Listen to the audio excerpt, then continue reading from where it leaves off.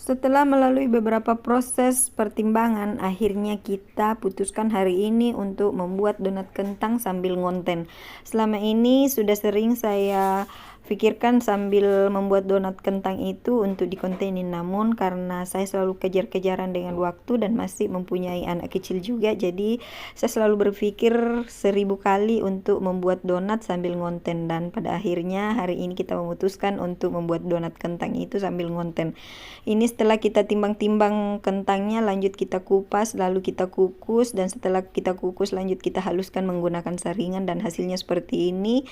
Dan lanjut akan kita timbang lagi untuk bahan keringnya. Ini tepung kita timbang dulu biar nanti hasilnya itu pas, karena kalau tidak pas bisa jadi nanti donatnya itu tidak lembut.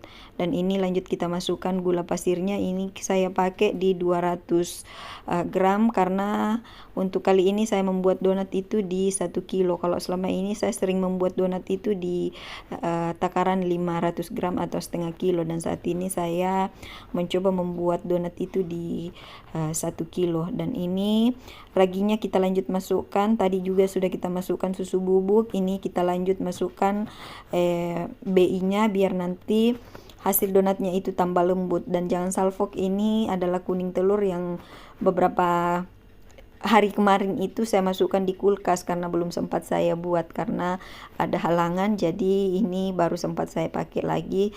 Dan ini lanjut kita masukkan airnya. Ini airnya kita menggunakan air es ya, kita masukkan secara bertahap biar nanti hasilnya itu tidak terlalu kelembekan.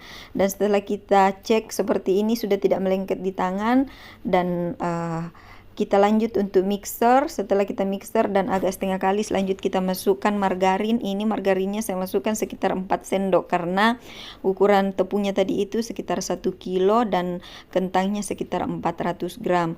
Dan setelah kita lanjut mixernya, ini saya menggunakan mixernya itu di kecepatan 3 ya, karena kalau kita menggunakan di kecepatan yang paling tinggi itu takutnya adonannya itu bisa panas atau hangat, jadi bisa mempengaruhi tekstur akhirnya nanti.